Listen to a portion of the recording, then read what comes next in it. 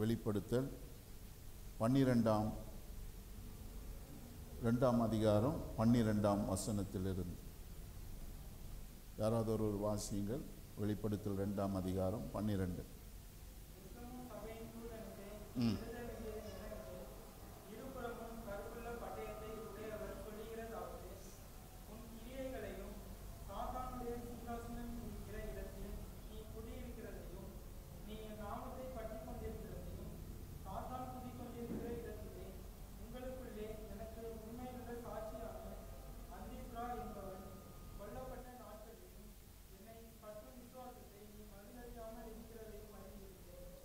போதும்.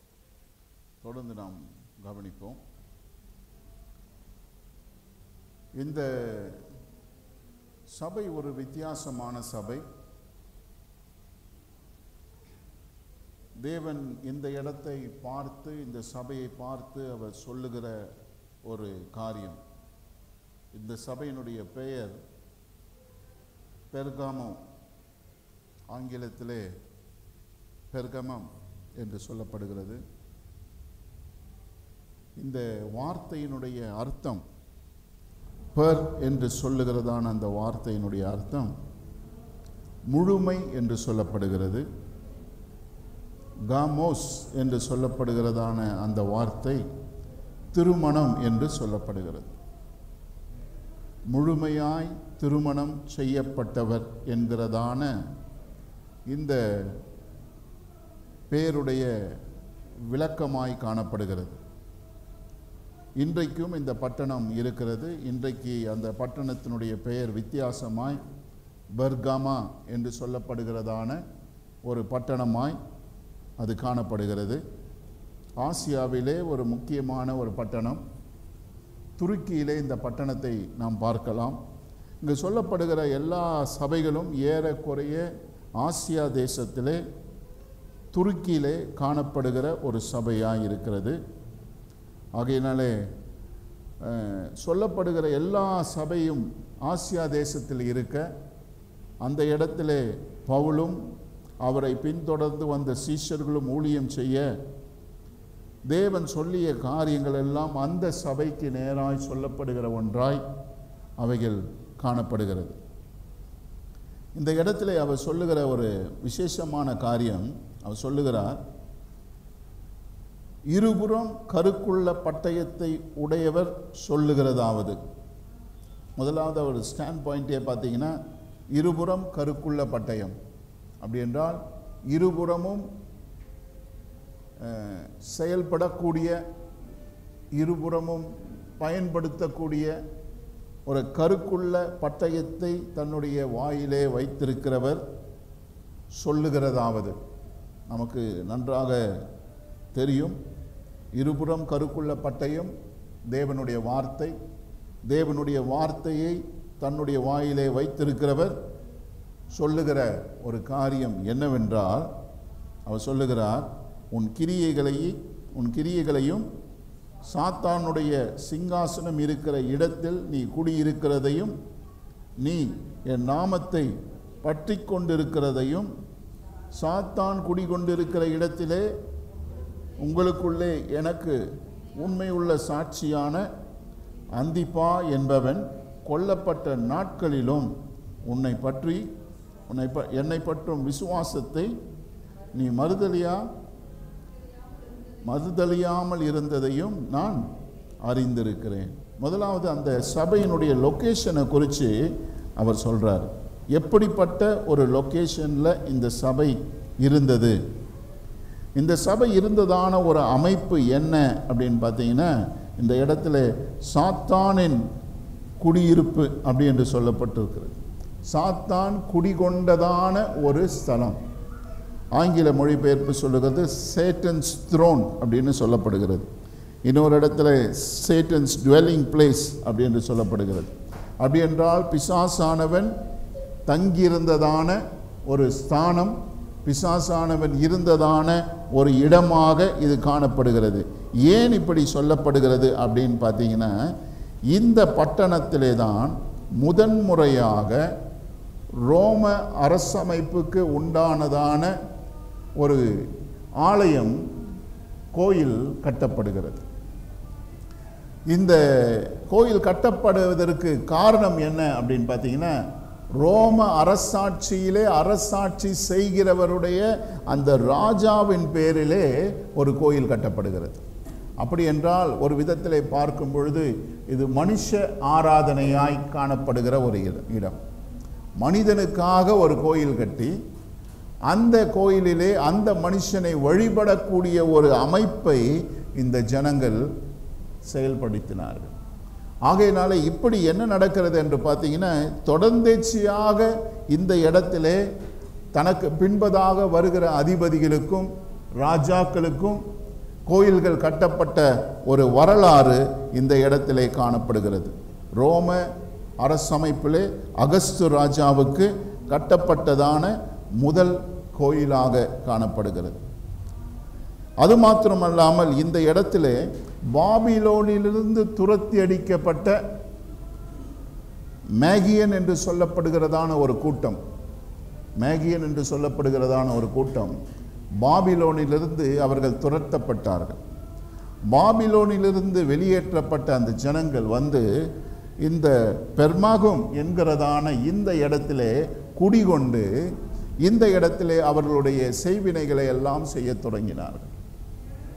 அந்த கள்ள உபதேசம், கள்ளத்தனமான தொழில், கள்ளத்தனமான ஆராதனை முறை, இவைகள் எல்லாவற்றையும் இந்த இடத்திலே அவர்கள் செய்ய துவங்கி அவருக்கு வைத்திருக்கிற பேர் என்ன அப்படின்னு பார்த்தீங்கன்னா, பாண்டிஃபஸ் மேக்சிமஸ் என்கிற பெயரை அவருக்கு வைத்தாங்க.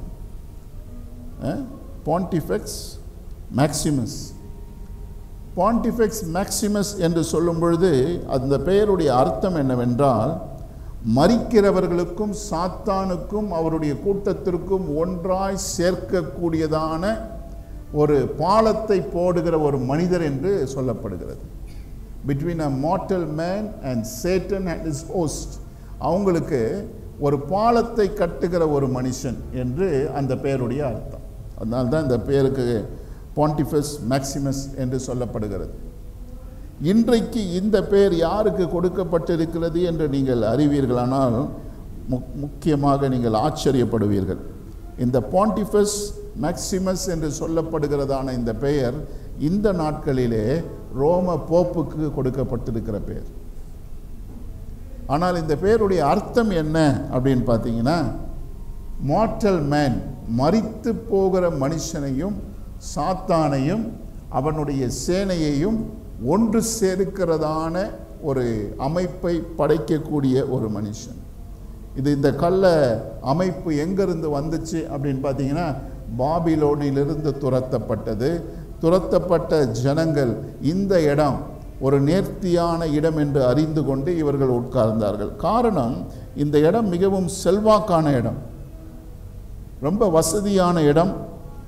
அநேக கோவில்கள், இப்படிப்பட்டதான கோவில்கள் கட்டப்பட்டதான ஒரு இடம். இந்த இடத்துல ஒரு விசேஷமான ஒரு கோயில் கட்டப்பட்டது. அந்த கோயில் ஒரு சர்ப்பத்திற்காக கட்டப்பட்ட ஒரு கோயில். ஒரு சர்ப்பமாய் இருக்கக்கூடியதான ஒரு தேவனை அவர்கள் வழிபட்டு அந்த இடத்திலே இந்த கோயிலை கட்டியிருந்தார்கள். நீங்கள் நினைத்து கொள்ளலாம், இப்படிப்பட்டதான ஒரு அமைப்பு உடையதான இந்த ஒரு பட்டணத்திலே எப்படி கிறிஸ்தவர்கள் வாழ்ந்திருக்க முடியும் என்பதை நாம் யோசிக்கலாம். எப்படி இந்த ஜனங்கள் வாழ்ந்திருக்க முடியும்? இப்படிப்பட்ட ஒரு இக்கட்டான இடம், வசதியான இடம், பேர் போன இடம், ஆசியா தேசத்திலே வல்லரசாய் விளங்கின ஒரு இடம். இப்படிப்பட்டதான ஒரு இடத்திலே பிசாசானவன் தன்னுடைய எல்லா அமைப்புகளையும் கொண்டு வந்திருந்தான்.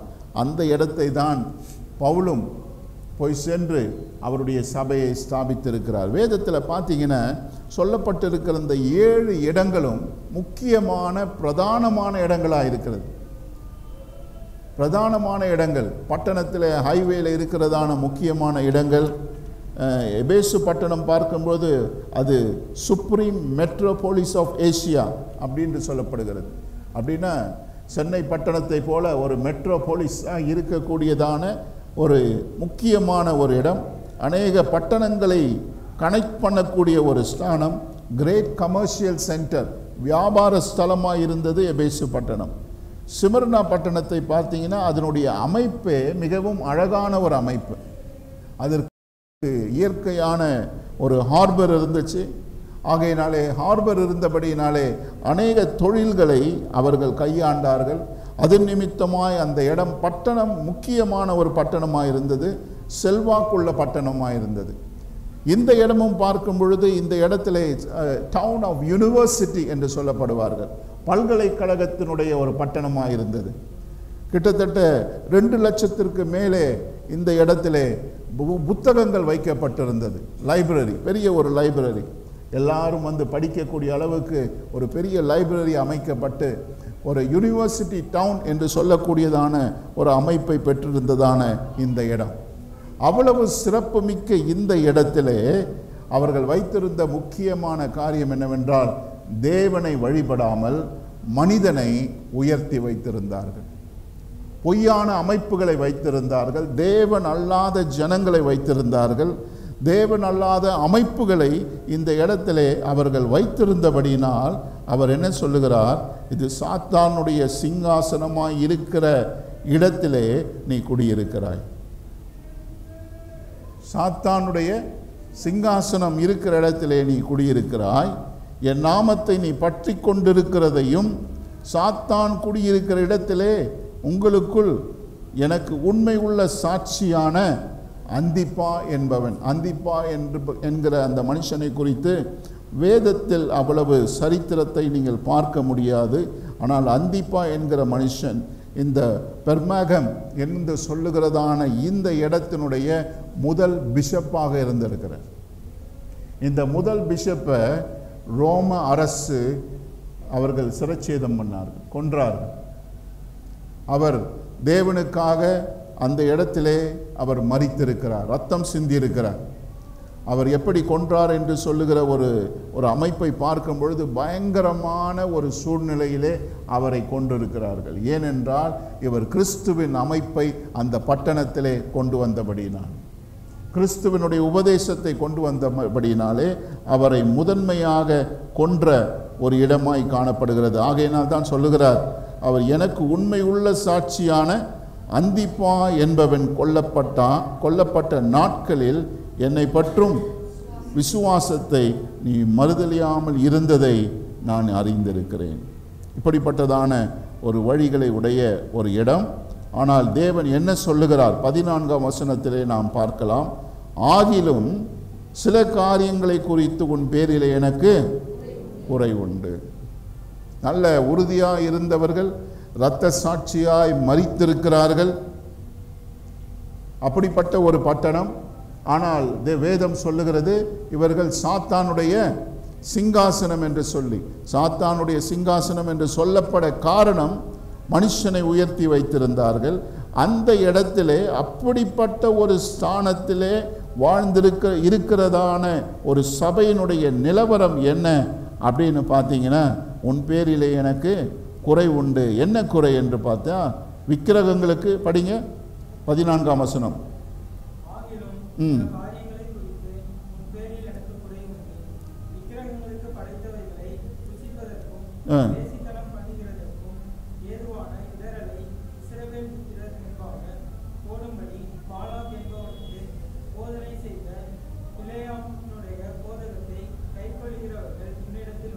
இந்த இடத்துல பாருங்கள், அவர் சொல்லுகிற ஒரு காரியம்.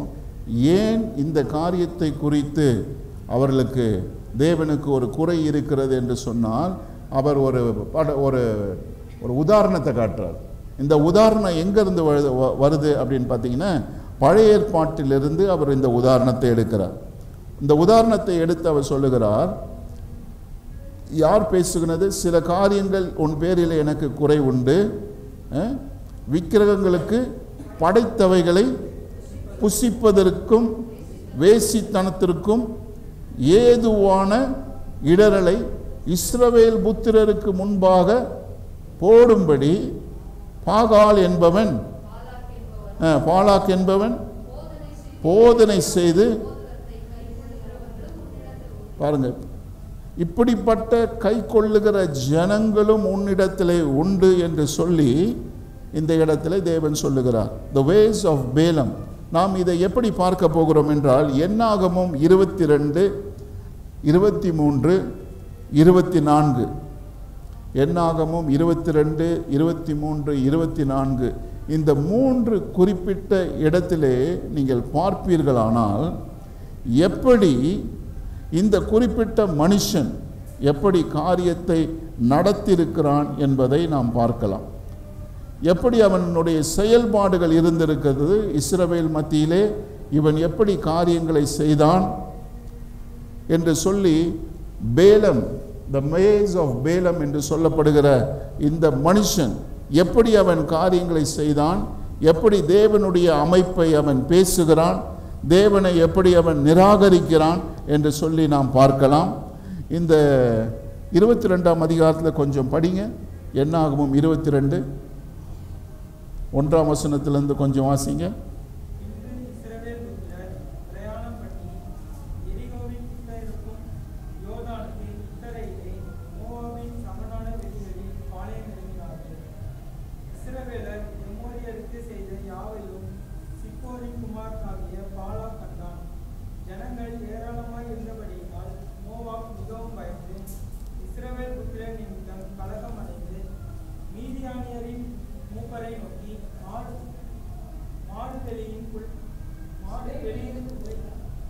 சரி, நீங்கள் வீடுகளுக்கு சென்று அந்த 3 அதிகாரங்களை வாசித்து கொள்ளுங்கள். அப்பொழுது உங்களுக்கு அந்த கதையினுடைய சுருக்கம் புரியும். இந்த இடத்துல என்ன நடக்கிறது என்றால், பாலாக்கு என்று சொல்லப்படுகிறவன் பீலேயாமை அழைத்து இஸ்ரவேல் ஜனங்களுக்கு விரோதமாய் அவன் சபிக்கும்படியாய் அவர்களை அழைக்கிறான். பாலாக்கு என்கிறவன் என்ன செய்கிறான்? பீலேயாமை அழைத்து இஸ்ரவேல் ஜனங்களுக்கு முன்பதாக சபிக்கும்படியாக அவர்களை அழைக்கிறான். அவன் பல முறை அந்த மனுஷனை வைத்து சபிக்கும்படியாக காரியங்களை செய்தும் என்ன நடக்குது அப்படின்னு பார்த்தீங்கன்னா, அவனால் சபிக்க முடியவில்லை. சபிக்க முடியாத அவன் நிலையிலே அவன் காணப்படுகிறான். அப்படி சபிக்க முடியாத ஒரு நிலையிலே அவன் காணப்படும் பொழுது, எப்படி தேவன் மூலமாக எப்படி இதை காரியத்தை செய்யலாம் என்று சொல்லி யோசித்து அந்த இஸ்ரவேல் ஜனங்களுக்கு ஒரு ஐடியா கொடுக்கிறான். பல முறை கூப்பிட்டு, பல முறை வெகுமதிகளை கொடுத்து, பெரிய ஆசைகளை காட்டி என்ன செய்கிறான்? அந்த மனுஷனை கூப்பிட்டு, பீலேயாமை கூப்பிட்டு சபிக்கும்படியாய் சொல்லுகிறான். இதில் நாம் 3 வித்தியாசப்பட்ட காரியங்களை இந்த பீலேயாமுடைய அமைப்பிலே நாம் பார்க்க போகிறோம். பீலேயாம் செய்த தவறுகள் என்ன? ஏனென்றால் இந்த இடத்துல நாம் அதை தான் பார்க்கிறோம். பீலேயாம் எப்படி இஸ்ரவேல் ஜனங்களை வழிநடத்தி வேறொரு திசையிலே அவன் கொண்டு சென்றானோ, அப்படிப்பட்டதான ஒரு அமைப்பு இந்த இடத்திலே காணப்படுகிறது என்பதை நாம் பார்க்கலாம். இஸ்ரவேல் ஜனங்கள் அவ்வளவு உறுதியாக இருந்தார்கள். பீலேயாம் வந்து அவன் பாலாக்கினுடைய சத்தத்திற்கு செவி கொடுத்து இஸ்ரவேல் ஜனத்திற்கு முன்பதாக அவன் தவறாக பேச துணியும் பொழுதும் அவனால் பேச முடியவில்லை. ஏனென்றால் தேவனுடைய அமைப்பை பார்க்கிறான். தேவன் அவர்களுக்கு பாதுகாப்பாக இருக்கிறதை பார்க்கிறான். பலவிதமான தேவனுடைய அமைப்பை பார்த்த அவன் என்ன செய்ய முடியல? இஸ்ரவேல் ஜனத்துக்கு முன்பதாய் பேச முடியல, சபிக்க முடியல, அவளுடைய நலனை கெடுக்க முடியாத அவன் அந்த காரியத்தை செய்யும்படியாக அவன் என்ன பண்றான்னா, வெகுமதிகளை பெறுகிறான். பாலாக் என்பவன் அவனை அழைத்து அவன் சொல்றான், உனக்கு என்ன வேண்டுமோ நான் கொடுக்கிறேன். அந்த 3 அதிகாரங்களை படித்து பாருங்கள். எது வேண்டுமானாலும் நான் கொடுக்கிறேன், உனக்கு பரிசுகளை கொடுக்கிறேன், தேவைகள் எல்லாவற்றையும் கொடுக்கிறேன், எல்லாவற்றையும் செய்கிறேன், ஆனால் இஸ்ரவேல் ஜனங்களை நீ சபிக்க வேண்டும். அவர் வராரு, பார்க்கிறாரு, பல முறைகளிலே பார்க்கிறார். அவரால் சபிக்க முடியவில்லை. சபிக்க முடியாத பட்சத்திலே அவர் ஒரு தவறை செய்கிறார். என்ன தவறு என்றால், தேவனாகவே அந்த ஜனங்களை சபிக்க ஒரு வகை தேடுகிறார். ஏன் இப்படிப்பட்ட ஒரு காரியங்கள் நடக்கிறது என்று பார்ப்பீர்களானால், இவன் பீலேயாம் கையாண்ட ஒரு முக்கியமான ஒரு காரியம் என்னவென்றால், அநீதியாய் வருகிறதான அந்த வெகுமதிகளை அவன் விரும்பினான்.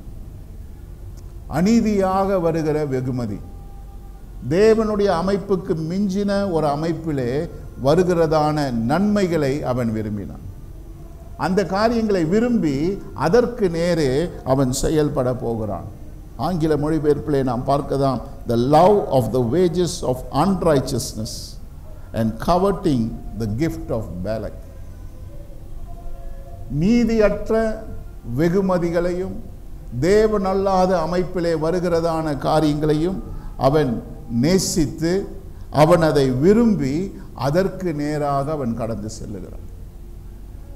தேவனுடைய பெயரை பயன்படுத்தி அதன் மூலமாய் சம்பாதிக்க பார்க்கிறான். தேவனுடைய கிருபைகளையும் தேவனுடைய வரங்களையும் பயன்படுத்தி அதன் மூலமாய் தன்வசமாய் தன்னுடைய சுயத்தை அவன் மெச்சிக்கொள்ள பார்க்கிறான். அப்படிப்பட்டதான ஒரு அமைப்பை தான் இந்த பிலேயாம் கையாளுகிறதை நாம் பார்க்கலாம். ஆகையினாலே அவன் செய்கிற காரியம் என்ன? என்னாகமம் 31ஆம் அதிகாரம் 16 நாம் வாசிக்க வேண்டும். அப்பொழுதுதான் நமக்கு அந்த காரியத்தை மிகவும் தெளிவாய் படித்து கொள்ள முடியும். என்னாகமம் 31ஆம் அதிகாரம் 16 18 வரை வாசிங்க.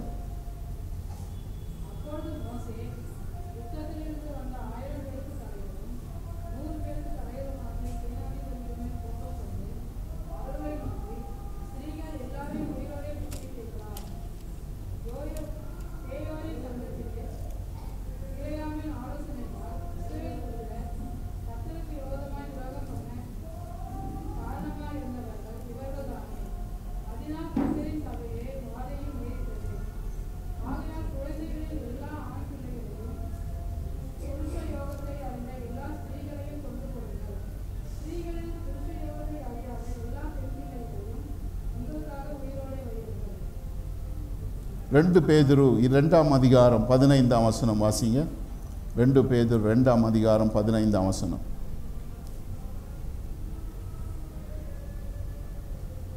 2 பேதுரு 2ஆம் அதிகாரம் 15ஆம் வசனம்.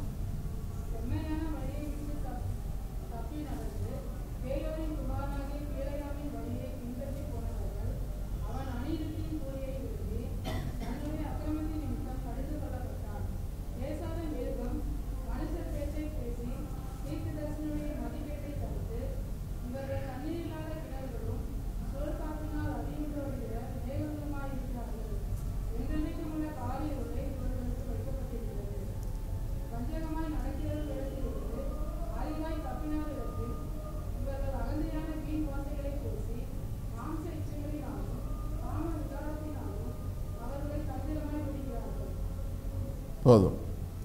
இந்த இடத்துல பிலேயாம் எப்படிப்பட்டதான ஒரு ஐடியாவை கொடுக்குறான் என்று பாருங்க.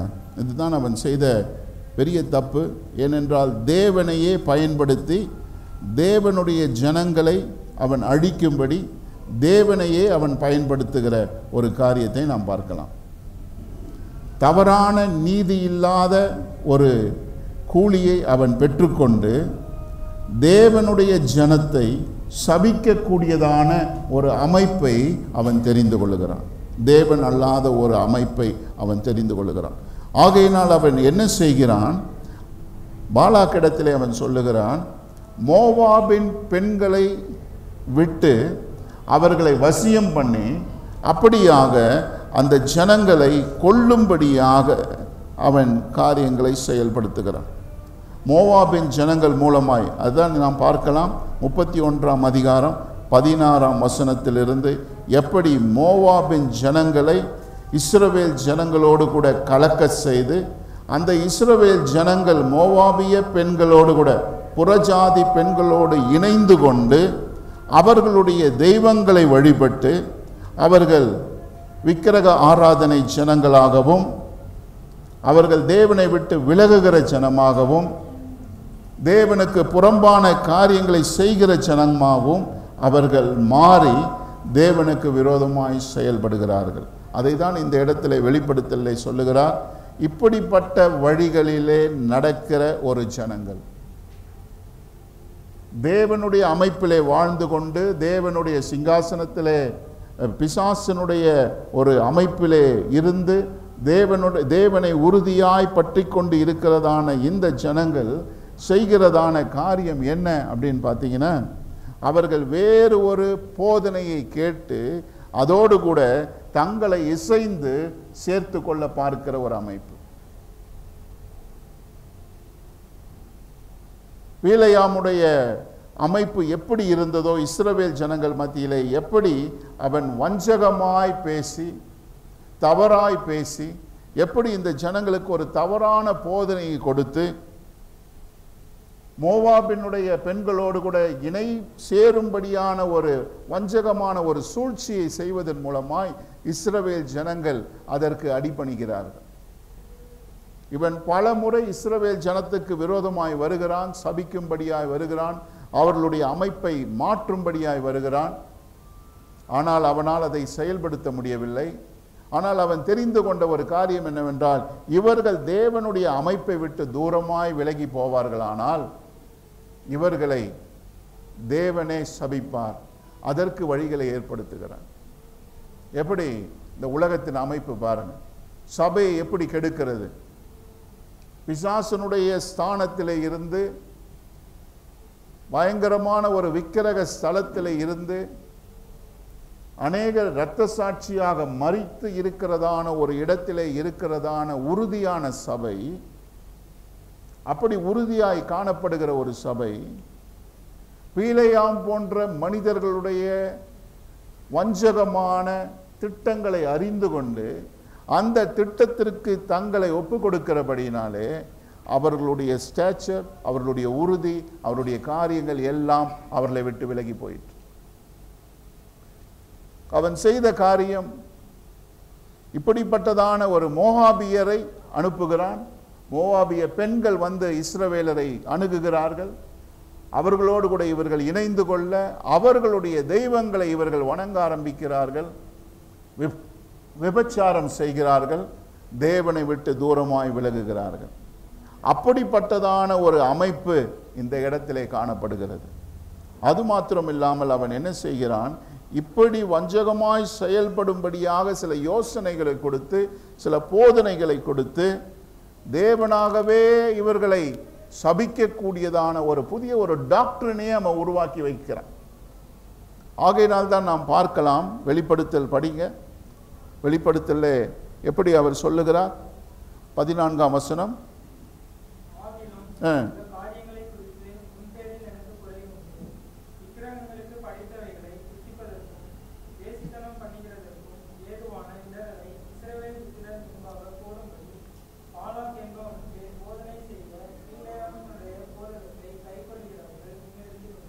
இப்படிப்பட்டதான போதகத்தை கை கொள்ளுகிறவர்கள் உன்னிடத்திலே உண்டு. ஏனென்றால் அவங்க காம்ப்ரமைஸ் பண்ணுறதுக்காகவும், இப்படி போவது நல்லது, இது போறதுனால ஒன்றும் பிரச்சனை இல்லை, இப்படி செயல்படுவதன் மூலமாய் நாம் காரியங்களை நன்றாய் செயல்படுத்தலாம், ஒன்றும் தப்பு இல்லை அப்படின்னு சொல்லிட்டு காம்ப்ரமைஸ் பண்ணக்கூடியதான ஒரு போதனையை சொல்லி போதிக்கக்கூடிய ஜனங்கள் உங்களிடத்திலே உண்டு. அந்த ஜனங்களோடு கூட சபையாகிய கிறிஸ்துவின் சபையாகிய ஜனங்கள் அவர்களோடு கூட சேர்ந்து கொள்ளுகிறார்கள். இப்படிப்பட்டதான ஒரு போதனையை பேசக்கூடிய ஜனங்கள் இருக்கிறார்கள். அந்த ஜனங்கள் மத்தியிலே என்ன நடக்கிறது, தேவனுடைய ஜனங்களும் இணைந்து கொண்டு தேவனுடைய அமைப்பை விட்டு தூரமாய் போகிறார்கள். தேவனுடைய அமைப்பை விட்டு அவர்கள் தூரமாய் போகிறார்கள். 15ஆம் வசனம் சொல்லுகிறது, என்ன சொல்லுகிறது பாருங்க. அப்படியும்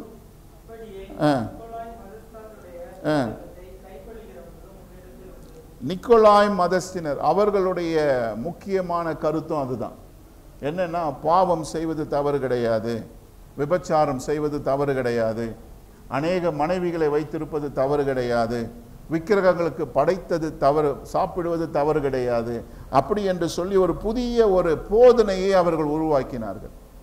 அந்த போதனைகள் எல்லாம் இந்த இஸ்ரவேல் ஜனங்களுக்கு மிகவும் நன்றாய் இருக்கிறது என்று சொல்லி அவர்கள் அதை ஏற்றுக்கொண்டு அதிலே வாழ ஆரம்பித்தார்கள். காம்ப்ரமைசிங் சர்ச் என்று பார்க்கலாம். தேவனுடைய காரியத்தை விட்டுவிட்டு உலக அமைப்பிலே தாங்கள் இணைந்து ஈடுபடுகிற ஒரு அமைப்பை நாம் பார்க்கலாம். காம்ப்ரமைஸ் பண்றாங்க. தேவனுடைய அமைப்பிலிருந்து என்ன செய்கிறாங்க, காம்ப்ரமைஸ் பண்ணி காரியங்களை செயல்படுத்துகிறதான ஒரு சபையாக இந்த சபை காணப்பட்டது. தேவன் ஒரு அமைப்பை வைத்திருக்கிறார், இப்படிதான் காரியங்களை செய்ய வேண்டும் என்று சொல்லி. அப்படி அந்த அமைப்புக்குள் இராமல் என்ன பண்றாங்க? வேறு ஒரு போதனை அவர்களுக்கு அது வசியமாக இருக்கிறது, சாதகமாக இருக்கிறது, நன்மையாக இருக்கிறது. அதை அவர்கள் ஏற்றுக்கொண்டு அதற்கு தங்களை விற்று அவர்கள் செயல்படுகிற ஒரு ஜனமாய் இருக்கிறபடியினால் தேவன் அவர்கள் மேல் கோபம் கொள்ளுகிறார். 16ஆம் வசனம் வாசிங்கள். 2ஆம் அதிகாரம் 16ஆம் வசனம்.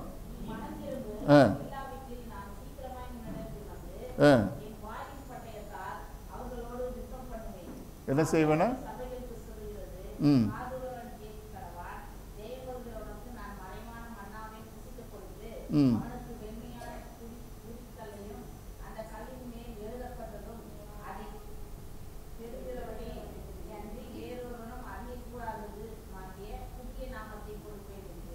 போதும்.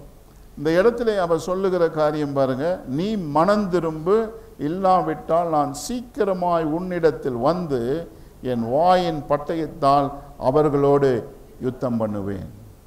இந்த காரியம் மனம் திரும்பும்படியாக தேவன் விரும்புகிறார். ஏன்னா இவங்க இந்த ஆட்கள் எல்லாம் சேர்த்து வச்சுக்கிறாங்க. நிக்கோலாய் மதஸ்தர், பிலேயாம் போன்ற உபதேசத்தை கொண்டு வருகிற ஜனங்கள், இவர்களை எல்லாவற்றையும் சேர்த்து வைத்து சபையை எதற்கு நேராய் கொண்டு செல்லுகிறார்கள்? விபச்சாரத்திற்கு நேராகவும், விக்கிரகத்துக்கு படைத்ததை சாப்பிடும்படியாகவும், வேசித்தனம் பண்ணும்படியாகவும் இந்த ஜனங்களை நீ கொண்டு செல்லுகிறபடினாலே நீ என்ன செய்? மனம் திரும்பு, இல்லாவிட்டால் நான் சீக்கிரமாய் உன்னிடத்திலே வந்து என் வாயின் பட்டயத்தினால் அவர்களோடு கூட யுத்தம் பண்ணுவேன். ஆவியானவர் சபைகளுக்கு சொல்லுகிறது, காது உள்ளவன் கேட்க கடவன். ஜெயங்கொள்ளுகிறவனுக்கு நான் மறைவான மன்னாவை நான் புசிக்க கொடுப்பேன். இந்த பகுதிகளிலிருந்து நாம் என்ன பார்க்கணும்னா, என்ன குறையை தேவன் ஹைலைட் பண்றாரு? தேவன் அந்த குறையிலிருந்து மீண்டு வரும்பொழுது அவர் என்ன வெகுமதியாய் கொடுக்கிறாரு? ஒரு காரியம் கமெண்டேஷனை பார்க்கிறோம். என்ன அவர் கமெண்ட் பண்றாரு? நன்மையான காரியங்களை என்ன சொல்லுகிறார்? குறைவான காரியத்தை குறித்து என்ன பேசுகிறார்?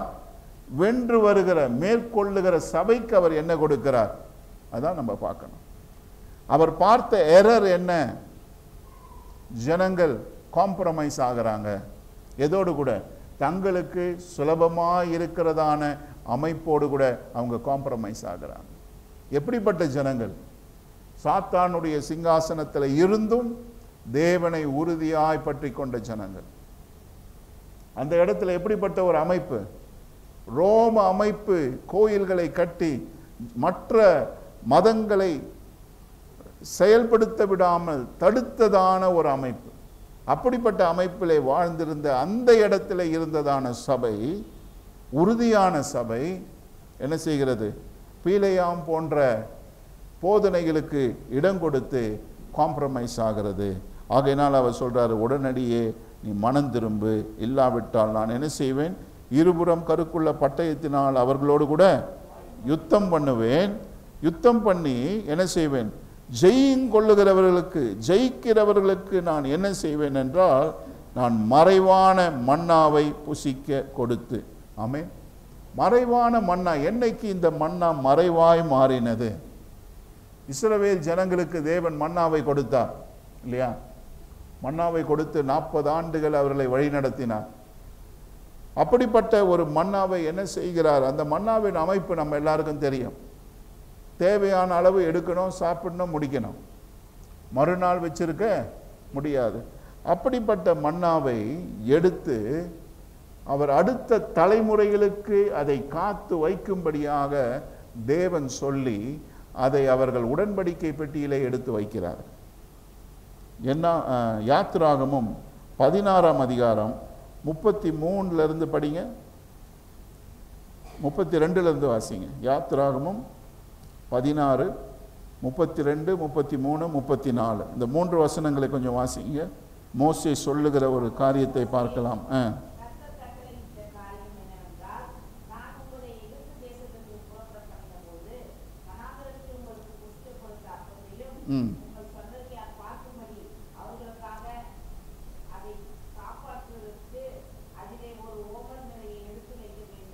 ஒரு ஓமர் அளவை எடுத்து வைக்க வேண்டும்.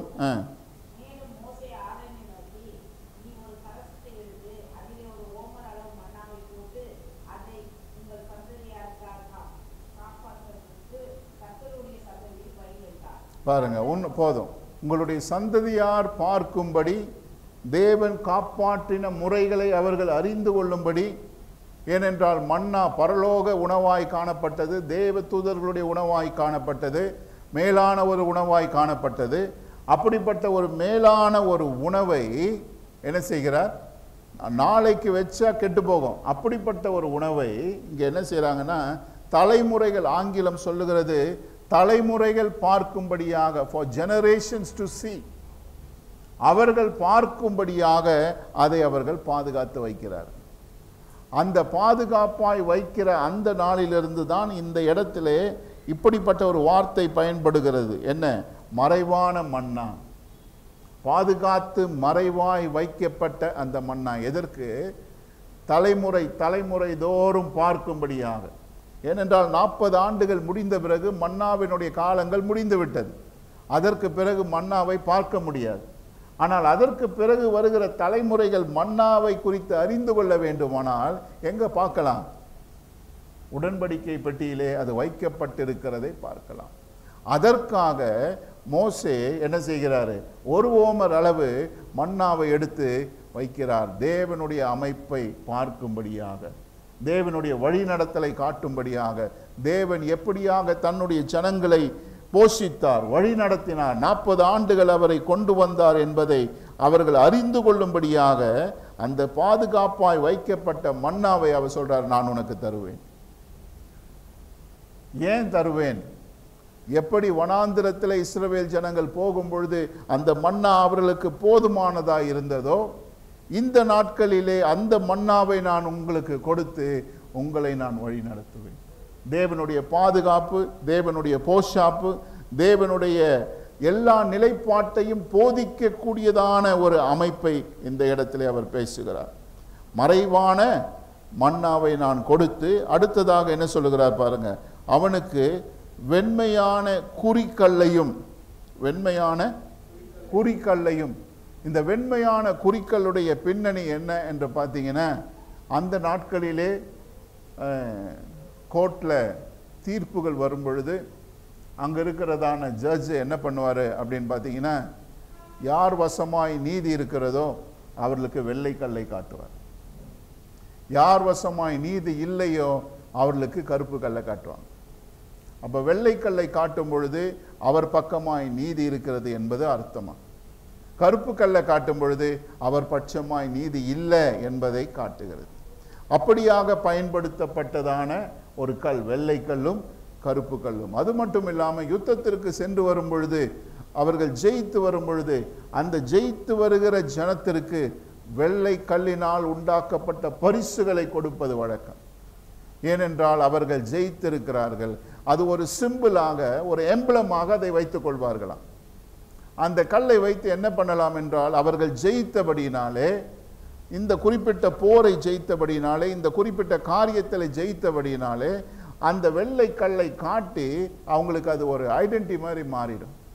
அவங்க வாழ்வதற்கு, வாழ்வாதாரத்திற்கு, சாப்பிடுவதற்கு, எல்லாவற்றுக்கும் அதை கொண்டு போய் காட்டும் பொழுது, ஓகே இவர் ஜெயித்தவர் போல, இவருக்கு உண்டான சலுகைகள் இருக்கிறது என்று சொல்லி அவர்களுக்கு சலுகைகளை கொடுப்பார்களாம். ஏனென்றால் இவர் ஜெயித்தார். இன்றைக்கு பார்த்தீங்கன்னா நம்ம தேசத்திலும் கூட, நம்முடைய தேசத்திலே ஆதி நாட்களிலே விடுதலைக்காக போராடினவர்கள் இருக்கிறார்கள், தியாகிகள். அவர்களுக்கு சில ஐடென்டி கொடுக்கப்படுகிறது. அவங்களுக்கு அந்த ஐடென்டி மூலமாக நீங்கள் கொண்டு போய் நீங்கள் காரியங்களை காட்டும் பொழுது அவர்களுக்கு தேவையான சில சலுகைகள் அரசாங்கம் ஏற்படுத்தி இருக்கிறது. ஏன்னா இன்றைக்கு அவங்க யாரும் தெரியாது, ஆனால் அவர்களிடத்தில் இருக்கிறதான அடையாளங்களை காட்டும் பொழுது அவர்களுக்கு அரசாங்க சலுகைகள் கிடைக்கும். அதுபோல இவர்கள் வென்ற ஜனங்களுக்கு, ஜெயித்தவர்களுக்கு, மேற்கொண்டவர்களுக்கு இப்படிப்பட்டதான ஒரு கல்லை கொடுப்பார்கள். அந்த வெள்ளை கல்லை கொண்டு போய் காட்டும் பொழுது அவர்கள் மீதியான நாட்களிலே வாழக்கூடியதான தகுதியை பெறுவார்கள். இப்படிப்பட்டதான ஒரு அமைப்பை உடைய இந்த நாட்களிலே தேவன் என்ன சொல்லுகிறார்? நான் அவனுக்கு என்ன செய்வேன்? வெண்மையான குறிக்கல்லை நான் கொடுப்பேன். ஏன்னா அவன் பட்சமாய் நீதி இருக்கிறபடியினால், அவனை தொடர்ந்து நான் காப்பாற்றுகிறபடியினால், அவன் என் வசமாய் இருக்கிறபடியினாலே நான் அவனுக்கு வெள்ளை கல்லை கொடுப்பேன். மறைவான மன்னாவை கொடுப்பேன். அது மட்டும் இல்லாமல் இந்த இடத்துல கடைசியாய் சொல்லப்படுகிற காரியம், அந்த கல்லின் மேல் எழுதப்படும்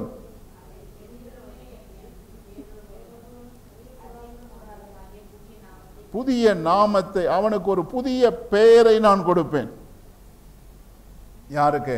யாரு வென்று வருகிறார்களோ, மேற்கொள்ளுகிறவனுக்கு, ஜெயங்கொள்ளுகிறவனுக்கு நான் ஒரு கல்லை கொடுப்பேன். அந்த வெள்ளை கல்லில் என்ன இருக்கும்? புதிய நாமத்தை. அவனுக்கு என்ன பெயர் இருக்குதோ அதை பற்றி பிரச்சனை இல்லை, நான் ஒரு பெயரை கொடுப்பேன். பெயர் கொடுப்பது என்று சொல்லும் பொழுது அதனுடைய பின்னணி என்ன அப்படின்னு பார்த்தீங்கன்னா, அந்த பெயரில் கேரக்டர் இருக்கு. தேவன் எப்படி அவன் இருக்க வேண்டும் என்று விரும்புகிறார், எப்படி அவனை ஆசீர்வதிக்க வேண்டும் என்று விரும்புகிறார், அவனுடைய அமைப்புகள் எப்படி இருக்க வேண்டும் என்று சொல்லி தேவன் திட்டமிடுகிறாரோ அந்த அமைப்பை அந்த கல்லிலே அவர் வைக்கிறார். அதைத்தான் அவர் சொல்லுகிறார், நான் புதிய பேர், இதுவரை இல்லாத பேர், இதுவரை உன்னை கூப்பிடாத பேர், அப்படிப்பட்டதான ஒரு பெயரை நான் வைப்பேன். அந்த பெயர் மூலமாய் அந்த பெயராக நீ மாறுவாய். ஆபிரகாமுக்கு ஆபிரகாம் என்று பெயர் இடுகிறார். ஏன்? இவர் அநேகருக்கு தகப்பனாக, தேசங்களுக்கு தகப்பனாக இருந்து இவர் செயல்படுவார் என்று சொல்லி அவர் பெயர் மாற்றம் பண்ணும் பொழுது அந்த பெயரிலே என்ன வைக்கிறார்? ஆசீர்வாதத்தை, கேரக்டரை, ஒரு வித்தியாசமான கான்ஃபிகரேஷனை வைக்கிறார். அப்படிப்பட்டதான ஒரு நிலைப்பாடை நான் அவனுக்கு வைப்பேன். அந்த பெயரை மற்றவன் அறிந்து கொள்ள முடியாதான்? அவன் மாத்திரம்தான் அறிந்து கொள்ள முடியும். மற்றவன் அறிந்து கொள்ள முடியாத பெயர், அதை அவன் மாத்திரம்தான் என்ன செய்ய முடியும்? அறிந்து கொள்ள முடியும். அப்படிப்பட்டதான ஒரு நிலைப்பாட்டை நான் அவனுக்கு கொடுப்பேன். யாருக்கு? மனம் திரும்பி செயல்படுகிறவனுக்கு, இப்படிப்பட்டதான நிலையிலே ஜெயங்கொள்ளுகிறவனுக்கு. இன்றைக்கு நாம் தெரிந்து கொள்ள வேண்டிய காரியம் என்ன அப்படின்னு பார்த்தீங்கன்னா, இந்த குறிப்பிட்ட சபையின் மூலமாய் நாம் காம்ப்ரமைஸ் ஆக முடியாது. உலகத்தின் அமைப்போடு கூட நாம் காம்ப்ரமைஸ் ஆக முடியாது. உலகத்தின் ஜனத்தோடு கூட நாம் ஈடு கொடுத்து போக முடியாது. இந்த இடத்திலே அவன் பீலையாம் பண்ண காரியம் என்னன்னு கேட்டீங்கன்னா, அநீதியான காரியத்தை செயல்படுத்த அவன் கூலி வாங்கினான். தேவனுக்கு விரோதமாய் செயல்பட அவன் கூலி வாங்குகிறான். தேவனையே நீதி, தேவனுடைய அமைப்பையே மாற்றி ஜனங்களை தவறான வழியிலே நடத்தி தேவன் மூலமாகவே ஜனங்கள் சபிக்கப்படக்கூடிய வாய்ப்புகளை அவன் கண்டறிந்து அவன் போதிக்கிறான். இதை என்ன செய்கிறான் பார்த்தீங்கன்னா, தேவனுடைய காரியத்தை வச்சு அவனுடைய பொழப்பை ஓட்டுறான். தேவனுடைய காரியத்தை வச்சு தவறான வழிகளை அவன் கொண்டு செல்லுகிறான். அப்படிப்பட்டதான தவறான போதனைகளை இன்ட்ரடியூஸ் பண்ணி என்ன செய்கிறான்? அந்த ஜனங்களை தவறான வழியிலே விக்கிரகத்திற்கு படைக்கப்பட்ட ஆகாரங்களை சாப்பிட, விபச்சாரத்திலும் வேசித்தனத்திலும் அவர்களை கொண்டு சென்று வழிவிலக பண்ணி தேவனுக்கு விரோதமான ஜனங்களாய் அவர்களை மாற்றி தேவனே அவர்களை சபித்து அவர்களை வெளியே தள்ளும்படியான ஒரு உபதேசத்தையும் அமைப்பையும் இவன் ஏற்படுத்துகிறான்.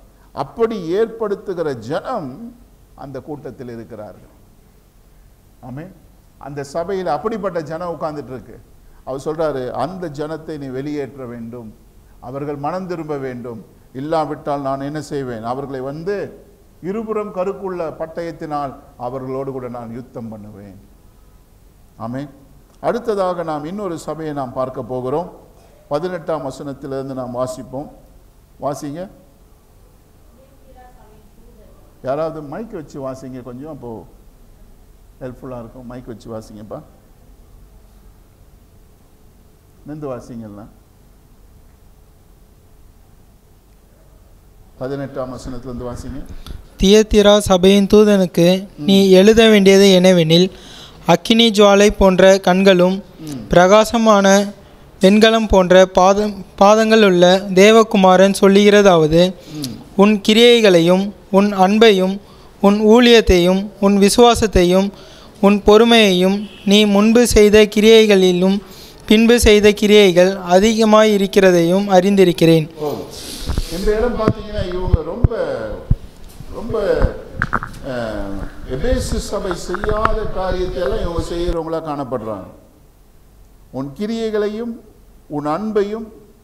எபேசு சபையில் பார்த்தீங்கன்னா அவர் சொல்றாரு, ஆதி அன்பு இல்லை உங்ககிட்டன்றார். ஆனால் இந்த ஜனங்க பார்த்தீங்கன்னா அன்பு இருக்கு அவங்கக்கிட்ட. உன் கிரியைகளையும் உன் அன்பையும் உன் ஊழியத்தையும் உன் சேவை, ஆங்கில மொழிபெயர்ப்பு சொல்லுகிறது சர்வீஸ், உன் சேவை, உன் விசுவாசம், உன் பொறுமை, நீ முன்பு செய்த கிரியைகளிலும் பின்பு செய்த கிரியைகள் அதிகமாய் இருக்கிறதை நான் அறிந்திருக்கிறேன். அப்படின்னா முன்னாடி இருந்ததை விட இவங்க முன்னேறி கடந்து போயிருக்கிறாங்க. எபேசு சபைக்கிட்ட என்ன சொல்றாரு? முன்னாடி இருந்த காரியம் இப்போ இல்லை அப்படின்னு சொல்றாரு. இவங்க கிட்ட என்ன சொல்றாரு? நீ முன்னாடி இருந்ததை பார்க்கிலும் இன்னைக்கு பெரிய காரியங்களை நீ செய்கிற, உன்னை குறித்து நான் சந்தோஷப்படுகிறேன் என்று சொல்லி அவர் சொல்லுகிற ஒரு காரியத்தை நாம் பார்க்கலாம். யாருக்கு சொல்றாரு? தியத்திரா என்று சொல்லுகிறதான பட்டணத்திலே இருக்கிறதான அந்த சபைக்கு அவர் பேசுகிறார். இந்த சபை எப்படிப்பட்ட ஒரு சபைன்னா, ஒரு முக்கியமான ஒரு சபையாய் காணப்படுகிறது, முக்கியமான ஒரு ஸ்தலமாய் காணப்படுகிறது. 2 பட்டணங்களுக்கு இடையே இருக்கிறதான ஒரு பட்டணம். அதனால இந்த பட்டணத்திலிருந்து அந்த பட்டணத்திற்கு போக வேண்டுமானால் இந்த பட்டணத்தை தாண்டி தான் போக வேண்டும். அதனால ரோட் சிஸ்டம்ல ஒரு முக்கியமான ஒரு பட்டணமாய் தியத்திரா பட்டணம் காணப்பட்டது. இந்த இடம் அநேக வர்த்தகம் இந்த இடத்துல காணப்பட்டது. துணிகளை நெய்கிறதான ஒரு ஜனம், துணிக்கு டை போடுற ஜனம், டிசைன்ஸ் போடுறவங்க, துணிக்கு டை அடிக்கிறவங்க, அப்படிப்பட்ட ஒரு வியாபார ஸ்தலமாய் காணப்படுகிறது. மண்ணினால் செய்யப்படுகிற பொருள்களை செய்கிற ஜனங்கள், இரும்பு பித்தளையினால் செய்கிறதான பொருட்களை செய்கிற ஜனம், அப்படிப்பட்ட ஒரு வியாபார பட்டணம், நல்ல வசதியான ஒரு வியாபார பட்டணம். இந்த இடத்தை குறித்து நாம் தெரிந்து கொள்ள வேண்டுமானால் அப்போஸ்தலர் 16ஆம் அதிகாரம் 14ஆம் வசனத்திலே சொல்லப்படுகிற ஒரு ஸ்திரீயை குறித்து நாம் பார்க்கலாம். படிங்க, அப்போஸ்தலர் 16:14.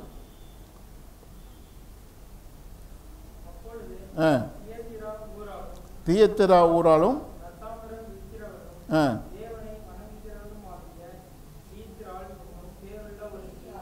லிதியாள் என்று சொல்லுகிறதான தியத்திரா பட்டணத்திலிருந்து வருகிறதான லிதியாள் என்று சொல்லுகிறதான ஒரு பெண் என்ன செய்கிறார்? இந்த இடத்திலே என்ன விற்கிறார்? இரத்தாம்பர நிறத்திலே உள்ள பர்பிள் கிளாத், அப்படிப்பட்டதான ஒரு டிசைனை போட்டிருக்கிறதான ஒரு துணியை வியாபாரம் செய்கிறதான ஒரு பெண்மணியை நாம் பார்க்கலாம். அப்படின்னா அந்த இடத்துல பாருங்க, எப்படிப்பட்டதான ஒரு கமர்ஷியல் ட்ரேட் நடந்து கொண்டிருக்கிற இடம். இப்படிப்பட்டதான ஒரு டிசைன் போட, துணிகளுக்கு சாயம் போடுகிற, டிசைன் பண்ணுகிற ஒரு மேன்மையான ஒரு ஸ்தலமாய் காணப்படுகிறது. இப்படி காணப்படுகிற இந்த இடத்திலே நிச்சயமாய் தொழில்கள் அநேகமாய் காணப்படுகிற இடத்திலே தொழில் சங்கங்கள் அதிகமாய் காணப்படும். வியாபாரங்கள், தொழில்கள் அதிகமாக இருக்கும் பொழுது தொழில் சங்கம் அதிகமாக இருக்கும்.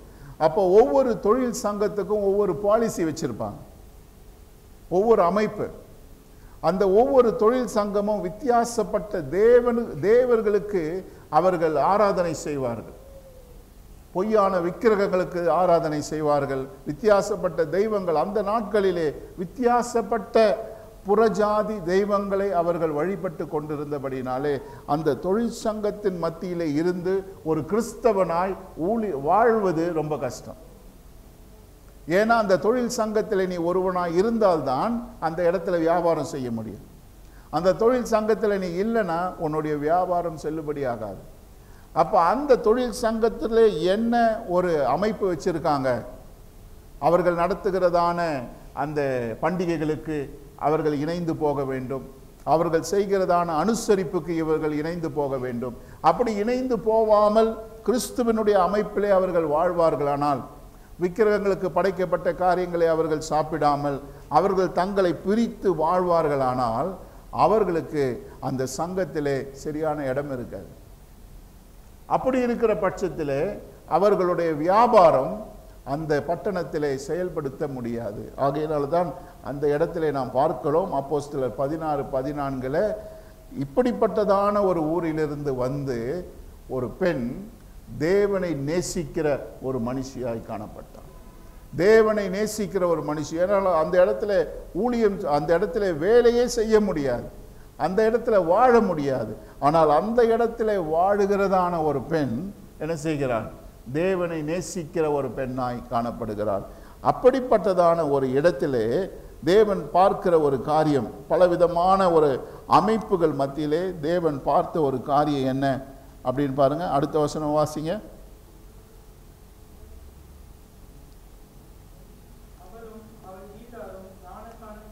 இல்லப்பா, இல்லை, வெளிப்படுத்தல் 2ஆம் அதிகாரம் 19ஆம் வசனம் வாசிங்க.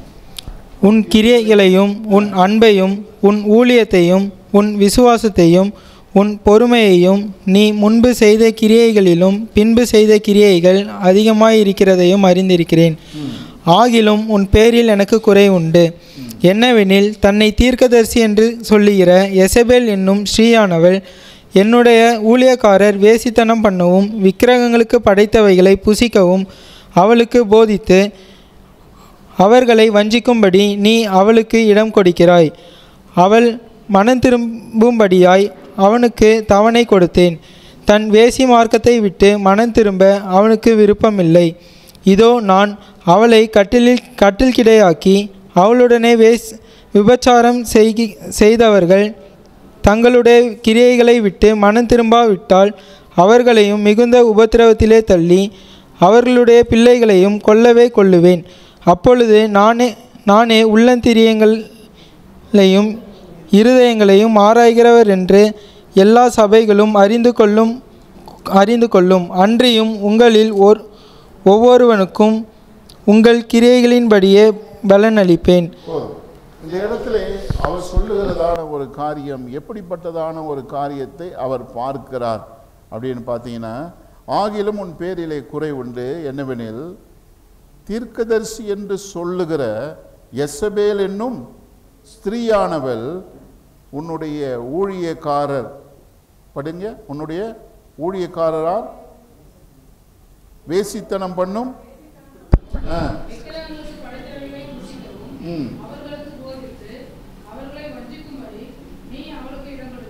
நீ அவளுக்கு இடம் கொடுக்கிறாய். எப்படிப்பட்டவளுக்கு? ஊழியக்காரன் என்ற பெயரிலே, தீர்க்கதரிசி என்ற பெயரிலே வந்திருக்கிற ஒருவளுக்கு என்ன செய்கிறார்? காம்ப்ரமைஸ் ஆகி இடம் கொடுக்கிறார். நீ காம்ப்ரமைஸ் ஆகி இடம் கொடுக்கிறதுனால அவர் என்ன செய்கிறார்? தவறான வஞ்சகமான காரியங்களை பேசி தேவனுடைய அமைப்பிலே வந்து தேவன் அல்லாத காரியங்களை போதித்து உண்மையோடு கூட இருக்கிற ஜனம். எப்படிப்பட்ட ஜனம்? எபேசு பட்டணத்தை விட உறுதியாயிருந்த ஜனம், எல்லாவற்றிலும் உறுதியாயிருந்தவர்கள், ஊழியத்திலும் விசுவாசத்திலும் பொறுமையிலும் கிரியையிலும் அன்பிலும் எல்லாவற்றிலும் உறுதியாயிருந்த ஜனங்களையும் அவர்கள் திசை திருப்பினார். யாரு? எசபேல் என்கிறதான அமைப்பிலே வருகிறவர். இந்த எசபேல் என்கிறதான அமைப்பிலே வருகிறவர்கள் எப்படி இருக்கிறார்கள் என்று பார்த்தீங்கன்னா, ஊழியம் செய்கிறது போல, ஊழியக்காரனை போல அவர்கள் வருகிறார்கள். நல்லவர்களை போல, தேவனுடைய ஜனத்தை போல அவர்கள் வந்து இந்த ஜனங்களை எங்கே கொண்டு போகிறாங்களாம்? வேசித்தனத்திலும் விக்கிரகங்களுக்கு படைத்தவைகளை புசிப்பதிலும் அவர்களெல்லாம் ஒன்றுமில்லை என்று சொல்லி அவர்களுக்கு போதித்து அவர்களை வஞ்சிக்கும்படி நீ அவளுக்கு இடம் கொடுக்கிறாய். காம்ப்ரமைஸ். அந்த ஒரு அமைப்புக்கு இவங்க இடம் கொடுத்து காம்ப்ரமைஸ் ஆகிறாங்க. முதல்ல பார்த்தோம், அவர்கள் உலகத்தோடு கூட திருமணம் செய்து கொள்ள, உலகத்தோடு கூட சேர்ந்து கொள்ள, உலகத்தோடு கூட ஒன்றாக அந்த சபை இடம் கொடுத்தது. உலகத்தின் அமைப்போடு கூட ஒன்றாகும்படியாய், மேரிட் டு த வேர்ல்ட், உலகத்தின் காரியங்களோடு கூட இணைக்கப்படுகிறார்கள். இந்த இடத்துல இவர்கள் காம்ப்ரமைஸ் ஆகி இந்த சபையோடு கூட இணைந்து கொண்டு அவர்கள் போகிறதை பார்க்கலாம். ஆகையினால் அவர் சொல்றாரு, நீ என்ன செய்யணும்? அவள் மனம் திரும்பும்படி அவளுக்கு தவணை கொடுத்தேன். தன் வேசி மார்க்கத்தை விட்டு மனம் திரும்ப அவளுக்கு விருப்பமில்லை. தவணை கொடுத்தும் தருணம் கொடுத்தும் என்ன இல்லை? மனம் திரும்ப விருப்பம் இல்லாதபடியினால் நான் அவளை கட்டில் கிடையாக்கி அவளுடன் விபச்சாரம் செய்கிறவர்களை தங்களுடைய கிரியைகளை விட்டு மனம் திரும்பாவிட்டால் அவர்களை மிகுந்த உபத்திரவத்திலே நான் தள்ளுவேன். ஆமென். அது சொல்றாரு. இப்படிப்பட்டதான ஒரு அமைப்பிலே காம்ப்ரமைஸ் ஆகி ஜனங்கள் அவர்களோடு கூட இணைந்திருக்கிறபடினாலே நான் என்ன செய்வேன்? அவர்களையும் நான் மிகுந்த உபத்திரவத்திலே தள்ளுவேன். அந்த ஸ்திரீயையும் நான் என்ன செய்வேன்? அவளுடைய படுக்கையாக நான் மாற்றி விடுவேன். Sick bed. அவளுக்கு என்ன வந்துடும்? வியாதி வந்துடும். அவள் படுக்கையிலே தள்ளப்படுவாள். அப்படிப்பட்ட ஒரு நிலைப்பாடை நான் கொடுப்பேன். அது மாத்திரம் இல்லாமல் படிங்க 23ஆம் வசனம். அவளுடைய கொல்லவே கொள்ளுவேன், அவளுடைய பிள்ளைகளையும் கொல்லவே கொள்ளுவேன். அப்பொழுது நானே உள்ளந்திரியங்களையும் உள்ளந்திரியங்களை ஆராய்ந்து அறிகிறவர் என்று எல்லா சபைகளும் அறிந்து கொள்ளும். சபைகளும் அறிந்து கொள்ளும். அப்படின்னா நீ வெளிப்புறத்துல நன்மையானதை வேஷம் போட்டு வெளிப்புறத்தில் காண்பிக்க வேண்டியதை காண்பியாமல் மறைத்து வேறொரு வாழ்க்கை வாழ்ந்து கொண்டு இருந்தாலும் நான் அவைகளை கண்டறிந்து உள்ளந்திரியங்களை ஆராய்ந்து நான் அதை வெளிப்படுத்தி நான் என்ன செய்வேன்? அதை தண்டித்து கண்டித்து காரியங்களை செய்கிறதை ஒவ்வொரு சபையும் என்ன செய்யும்? அறிந்து கொள்ளும். ஆமென். இன்றைக்கு நம்ம காம்ப்ரமைஸ் ஆகக்கூடாது, உலகத்தின் அமைப்போடு கூட சேரக்கூடாது, தேவனுடைய ஜனமாய் இருக்க வேண்டும். அப்படிப்பட்ட காரியங்கள் நம்முடைய சபைகள் மத்தியிலே இருக்குமானால் அதை வெளியேற்ற வேண்டும், வெளியே அகற்ற வேண்டும். அப்படிப்பட்ட ஜனங்களோடு கூட நாம் என்ன செய்ய முடியாது? தொடர்ந்து ஓட முடியாது. அடுத்த வசனம் வாசிங்க. தியத்திராவிலே இந்த போதகத்தை பற்றி கொள்ளாமலும் சாத்தானுடைய ஆழங்கள் என்று அவர்கள் சொல்லுகிறார்களே, அந்த ஆழங்களை அறிந்து கொள்ளாமலும் இருக்கிற மற்றவர்களாகிய உங்களுக்கு நான் சொல்லுகிறதாவது, உங்கள் மேல் வேறொரு பாரத்தையும் சுமத்த மாட்டேன். உங்களுக்குள்ளதை நான் வருமளவும் பற்றி கொண்டிருங்கள். ஜெயங்கொண்டு முடிவு பரியந்தம் என் கிரியைகளை கை கொள்ளுகிறவனெவனோ அவனுக்கு நான் என் பிதாவினிடத்தில் அதிகாரம் பெறுகிறது போல ஜாதிகளின் மேல் அதிகாரம் கொடுப்பேன். அவன் இரும்பு கோலால் அவர்களை ஆளுவான். அவர்கள் மண்பாண்டங்களைப் போல நொறுக்கப்படுவார்கள். விடிவெள்ளி நட்சத்திரத்தையும் அவனுக்கு கொடுப்பேன். ஆவியானவர் சபைகளுக்கு சொல்லுகிறதை காதுள்ளவன் கேட்க கடவன் என்றெழுது. ஆமென். அவர் சொல்லுகிற ஒரு காரியம் பாருங்க. இப்படிப்பட்டதான போதனையை அநேகர் அறிந்து கொள்ளாமல் சாத்தானுடைய போதனையிலே உட்கார்ந்து கொண்டு இருக்கிற அவர்களை நான் என்ன செய்வேன்? விடுவிப்பேன். நான் அப்படிப்பட்ட ஜனங்களை நான் காப்பாற்றி வழிநடத்தும்படியாய் நான் விரும்புவேன்.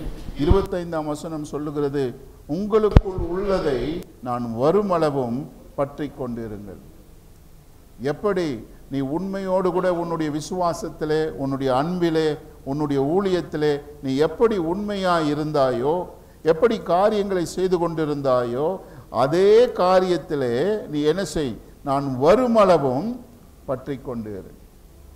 நீ அதை விட்டுட்டு என்ன செய்யாத?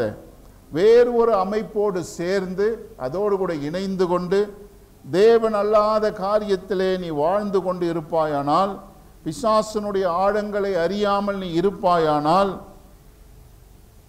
நான் உன்னை அழித்து போடுவேன். அப்படி மேற்கொள்ளுகிறவர்களுக்கு நான் என்ன செய்வேன்? தேசங்கள் மேல் அதிகாரங்களை நான் கொடுப்பேன். அவன் 26ஆம் வசனம் படிங்க. ஜெயம் கொண்டு முடிவு பரியந்தம் என் கிரியைகளை கை கொள்ளுகிறவனெவனோ அவனுக்கு நான் என் பிதாவினிடத்தில் அதிகாரம் பெற்றது போல ஜாதிகள் மேல் அதிகாரம் கொடுப்பேன். அவனுக்கு நான் ஜாதிகள் மேல் அதிகாரம் கொடுப்பேன். எப்படி பிதாவினிடத்திலிருந்து நான் பெற்றுக்கொண்டேனோ, எப்படி அதிகாரத்தை பெற்றுக்கொண்டேனோ, அதே போல நான் என்ன செய்வேன்? ஜாதிகள் மேலே அவனுக்கு அதிகாரம் கொடுப்பேன். எப்படி பிதாவானவர் எனக்கு அதிகாரம் கொடுத்தாரோ அந்த அதிகாரத்தை ஜெயங்கொள்ளுகிறவனுக்கு நான் கொடுப்பேன். அவன் என்ன செய்வான்? அவன் இரும்பு கோலால் அவர்களை ஆளுவான். இரும்பு கோல் என்று சொல்லும் பொழுது நேர்த்தியாய், சரியாய், தேவனுடைய அமைப்பின்படி, தேவன் சொல்லுகிற வண்ணமாய் அவன் ஆளுவான். அவர்கள் மண்பாண்டங்களைப் போல நொறுக்கப்படுவார்கள். அப்படிப்பட்ட ஒரு ஆளுகை வரும் பொழுது எதிர்மறையான காரியங்கள் எல்லாம் நொறுக்கப்படும். மண்பாண்டங்களைப் போல அவன் என்ன செய்வான்? நொறுக்குவான். விடிவெள்ளி நட்சத்திரத்தை போல அவனுக்கு விடிவெள்ளி நட்சத்திரத்தையும் அவனுக்கு கொடுப்பேன். I will give him the morning star. அப்படின்னா அவனை ஒரு நட்சத்திரமாக நான் மாற்றுவேன், பிரகாசமாக மாற்றுவேன், அவனை உயர்த்துவேன், அவனை மேன்மைப்படுத்துவேன் என்று சொல்லி தேவன் சொல்லுகிறார். ஆமென். தேவன் சபைக்கு சொல்லுகிற காரியம் பார்த்தீங்கன்னா எல்லாம் மேன்மையான காரியங்கள். எப்போ தருவேன் அப்படின்னு சொல்றாருன்னு கேட்டிங்கன்னா, இந்த நிலைப்பாட்டிலே நீ இருந்து நீ ஜெயம் கொள்ளும் பொழுது நான் இவைகள் எல்லாவற்றையும் உனக்கு நான் கொடுப்பேன்.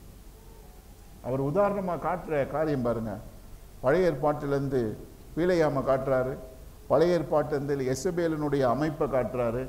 இந்த காரியங்கள் எல்லாம் உன்னிடத்தில் இன்னும் இருக்கிறது. இது யாருக்கு சொல்றாருன்னா ஆசியாவில் இருக்கிற கிறிஸ்துவின் சபைக்கு சொல்றாரு. ஆனால் உதாரணமாக யாரை காட்டுறாருன்னு கேட்டிங்கன்னா பழைய ஏற்பாட்டில் இருந்ததான அமைப்பை காட்டுறாரு. நம்ம கவனிக்க வேண்டிய ஒரு காரியம், பழைய ஏற்பாட்டின் அமைப்பு ஆசியாவில் இருந்ததான கிறிஸ்துவின் சபையிலே காணப்பட்டது. பவுல் ஸ்தாபித்த சபை, யோவான் ஊழியம் செய்த சபை, அவரை பின்தொடர்ந்து வந்ததான சீஷர்கள் ஊழியம் செய்த சபைகளிலே இப்படிப்பட்டதான ஒரு அமைப்பு காணப்பட்டது. அப்படி என்றால் பழைய ஏற்பாட்டில் இருந்ததான அமைப்பு ஆதி சபையில் இருக்குமானால் ஏன் அந்த அமைப்புகள் இன்றைய சபையிலே இருக்கக்கூடாது? ஏன் அப்படிப்பட்டதான அமைப்புகள் இன்றைக்கு நம்ம மத்தியிலே காணப்படாமல் இருக்க முடியும்? ஆகையினால் தான் அவன் சொல்றாரு, நான் எல்லா சபைக்கும் சொல்லுகிறது என்னவென்றால், முதல்ல சொல்லுகிறது யாருக்கு சொல்றாரு? குறிப்பிட்ட பட்டணத்தில் இருக்கிற சபைக்கு சொல்றாரு. ஆனால் முடிவிலே அவர் சொல்லுகிற காரியம் காது உள்ளவன் கேட்க கடவன் என்று சொல்லி எல்லா சபைக்கும் சொல்றார். ஏன்னா அன்னைக்கு பழைய ஏற்பாட்டில் காணப்பட்டது ஆதி சபையிலே காணப்படுமானால் இன்றைக்கும் நம் மத்தியிலே இந்த காரியங்கள் காணப்படும். ஏன்னா எல்லா மனிதர்கள் தான், உலகத்தில் இருக்க மனுஷன் எல்லாம் ஒன்று தான், தொடர்ந்து அதே காரியங்கள் தான் நடந்து கொண்டு இருக்கிறது. இன்றைக்கு அவர்கள் மத்தியிலே எசபேலின் ஆவியிலே செயல்பட்டவர்கள், பீலையாமின் ஆவியிலே செயல்பட்டவர்கள் இருந்திருப்பார்கள். ஆனால் இன்றைக்கு நம் மத்தியிலும் இப்படிப்பட்ட ஜனங்கள் இருப்பார்கள். இப்படிப்பட்ட ஜனங்களை கண்டறிந்து அவர்களை நிராகரித்து அவர்களுடைய வழியிலே செல்லாமல், அவர்களுடைய உபதேசங்களை கை கொள்ளாமல், தேவனுக்கென்று பிரித்தெடுத்த ஜனமாய் காம்ப்ரமைஸ் ஆகாம தேவனுக்காய் வாழ்ந்து கிறிஸ்துவோடு கூட மனம் முடிக்கப்பட்டு உலகத்தின் அமைப்புகளோடு கூட மனம் முடிக்காமல் உலகத்தின் காரியங்களோடு கூட ஒன்று சேராமல் இருக்கும் பொழுது தேவன் சொல்லுகிறதான புதிய நாமம், வெள்ளைக்கல், இப்படிப்பட்ட ஆசீர்வாதங்களை நாம் பெற முடியும். அவர் சொல்றார், நான் உன்னை சூரிய நட்சத்திரமாக, விடியற் காலையிலே வருகிறதான விடிவெள்ளி நட்சத்திரமாக நான் உன்னை வைப்பேன். தேசங்கள் மேல் உனக்கு அதிகாரங்களை கொடுப்பேன். யாருக்கு அப்படின்னு பார்த்தீங்கன்னா எல்லாருக்கும் கிடையாது, ஜெயங்கொள்ளுகிற சபைக்கு. யார் ஜெயங்கொள்ளுகிறார்களோ அவர்களுக்கு தேவன் இந்த அமைப்பை கொடுத்து அவர் ஆசீர்வதிக்க இருக்கிறார். நாம் நம்மை ஆராய வேண்டும். இப்படிப்பட்ட காரியங்கள் நம்முடைய வாழ்க்கையில் இருக்கிறதா? நாம் இப்படிப்பட்ட காரியங்களை செயல்படுகிறோமா? தேவன் யாரை தெரிந்து கொள்ளுகிறார் பார்த்தீங்களா? ப்ராமினென்ட்டான ஜனங்கள், வல்லரசு, நல்ல செழிப்பான பட்டணங்கள், நல்ல அமைப்புகளிலே இருக்கிற ஜனங்கள். ஏன்? தேவன் அவருக்காக தெரிந்து கொள்ளுகிறார். ஆனால் அந்த ஜனங்கள் உண்மையாய் இருக்கிறார்கள், தேவனை தொழுகிறார்கள். ஆனால் நாளடைவில் அவர்கள் வஞ்சிக்கப்பட்டு போகிறார். தேவன் மீண்டுமாய் திரும்ப வரும்பொழுது அவர் பார்க்கிற காரியம், இந்த குறைகள் எல்லாம் உன்னுடைய வாழ்க்கையில் இருக்குமானால் அவைகளெல்லாம் மாற்றப்பட்டு இருக்க நான் உன்னை ஆசீர்வதிப்பேன். நம்மெல்லாம் எழுப்பி நிற்போம். இந்த காலை வேளையிலே நம்மை ஒப்பு கொடுப்போம். இந்த தியத்திரா சபையை போல, பெர்மாகம் சபையை போல, சிமர்னா சபையை போல, எபேசு சபையை போல நாம் பிசாசானவனுக்கு இடம் கொடுத்து உலகத்தோடு கூட சேர்ந்து உலகத்தின் அமைப்புகளுக்கு நாம் இடம் கொடுத்து வாழ முடியாது. தேவனுடைய அமைப்பை துல்லியமாய் இந்த காலகட்டத்திலே நாம் காத்து கொள்ள வேண்டும். நான் வேறு ஒரு குறிப்பிட்ட காரியத்தை குறித்து தியானிக்கலாம் என்று யோசித்தேன். ஆனால் தேவன் என்னை மீண்டுமாய் சபையின் ஆழங்களுக்குள்ளே தியானிக்கும்படியாய் தேவன் என்னை வழி நடத்தினார். அதற்காக தான் நான் இந்த சபைகளை குறித்து நான் தியானிக்க ஆரம்பித்தேன். சபையிலே காணப்படுகிறதான குறைகள், சபையிலே தேவன் என்னத்தை பார்க்கிறார், எதை குறைவாய் பார்க்கிறார், எது தேவனுடைய காரியத்தில் இன்னும் வேண்டும் என்கிற நிலைப்பாடிலே இருக்கிறது. What does God want from the church? Because there is a great wanting from the church. தேவன் சபையை அளக்கும் பொழுது, அதை அவர் நியாயந்தீர்க்கும் பொழுது, அவருடைய அமைப்பிலே நியாயந்தீர்க்கும் பொழுது நம்மிலிருந்து அநேக குறைகளை அவர் பார்க்க முடிகிறது. அவர் இந்த காலகட்டத்தில் நமக்கு சொல்லுகிற காரியம், மனம் திரும்பு, உனக்கு நான் நேரம் கொடுக்கிறேன், நான் உனக்கு சமயம் கொடுக்கிறேன், நீ மனம் திரும்புவாயானால், நீ இவைகள் எல்லாவற்றையும் மேற்கொள்வாயானால், ஜெயங்கொள்ளுகிறவனா இந்த பூமியிலே நீ இருப்பாயானால் தேவனுடைய பரிபூர்ணத்தை பெற்றுக்கொள்ள முடியும். ஜெயங்கொள்ளுகிற ஜனமாய், தேவன் விரும்புகிற ஜனமாய் இந்த காலை வேளை நம்மை அர்ப்பணிப்போம். ஹல்லேலூயா. Thank you Father. சர்வவல்ல தேவனே, இந்த காலை வேளையிலும் எங்களை அர்ப்பணிக்கிறோம் ஆண்டவரே. எங்களை ஒப்பு கொடுக்கிறோம் அப்பா. எங்களோடு கூட நீ தொடர்ந்து பேசும். துல்லியமான சபைகளாக, துல்லியமான ஜனங்களாக, நேர்த்தியான ஜனங்களாக வாழ எங்களை ஒப்பு கொடுக்கிறோம் ஆண்டவரே. உமக்கு விருப்பமில்லாத காரியங்கள், துல்லியமில்லாத காரியங்கள் எங்கள் வாழ்க்கையில் இராதபடிக்கு தேவன் விரும்புகிற அமைப்பிலே நான் வாழ எங்களை ஒப்பு கொடுக்கிறோம். தேவன் தொடர்ந்து எங்களை நடத்தும், எங்களோடு கூட இடைப்படும், எங்கள் குற்றம் குறைகளை எங்களோடு காண்பியும், நாங்கள் மீறுகிற தவறுகிற இடங்களை எங்களுக்கு போதியும், அவைகளிலே நாங்கள் மேற்கொண்டு ஜெயங்கொண்டு அப்பா தேவரீர் உம்முடைய ஜனமாய், உம்முடைய பிரதிபலிப்பாய், உம்முடைய சகல நிறைவோடு கூட இருந்து தேசங்கள் மேலே அதிகாரம் உள்ளவர்களாய், உம்முடைய ராஜ்யத்தை இந்த பூமியிலே கொண்டு வருகிறவர்களாய், தேவனுடைய அமைப்பிலே செயல்படுகிறவர்களாய் வாழ எங்களுக்கு ஒப்புக்கொடும், எங்களுக்கு உதவி செய்யும் ஆண்டவரே. எங்களை அர்ப்பணிக்கிறோம், எங்களை ஒப்புக் கொடுக்கிறோம். நீர் எங்களோடு கூட தொடர்ந்து இடைப்படும், எங்களோடு கூட தொடர்ந்து பேசும், சத்தியத்திலே வாழ எங்களுக்கு உதவி செய்யும். எங்கள் ஒவ்வொருவரையும், எங்கள் குடும்பம், எங்கள் பிள்ளைகள், மனைவி, புருஷன் ஒவ்வொருவரையும் அர்ப்பணிக்கிறோம் ஆண்டவரே. ஆவியானவர் தொடர்ந்து வழி நடத்துவீராக, பேசுவீராக. இந்த நாளிலே நாங்கள் எடுத்த ஒவ்வொரு காரியம், பாடின பாடல்கள், கொடுத்த காணிக்கை ஆண்டவரே, நாங்கள் உம்முடைய வார்த்தையை கேட்க அர்ப்பணித்த எங்களுடைய காதுகள், எங்களுடைய இருதயங்கள், இவைகள் எல்லாவற்றையும் உம்முடைய கரத்திலே அர்ப்பணிக்கிறோம் ஆண்டவரே. இவைகள் எல்லாவற்றின் நன்மைகளை பெற்றுக்கொண்டு போகிற ஜனங்களாய் இந்த நாளிலும் வார்த்தையை பெற்றுக்கொண்டு நாங்கள் கடந்து போக பரிசுத்த ஆவியானவரை எங்களுக்கு உதவி செய்வீரா. எங்களை அர்ப்பணிக்கிறோம், எங்களை தாழ்த்துகிறோம். ஆவியானவர் தொடர்ந்து இடைப்படும், தொடர்ந்து பேசும். இயேசுவின் நாமத்தில் வேண்டிக் கொள்கிறோம் பிதாவே. ஆமென்.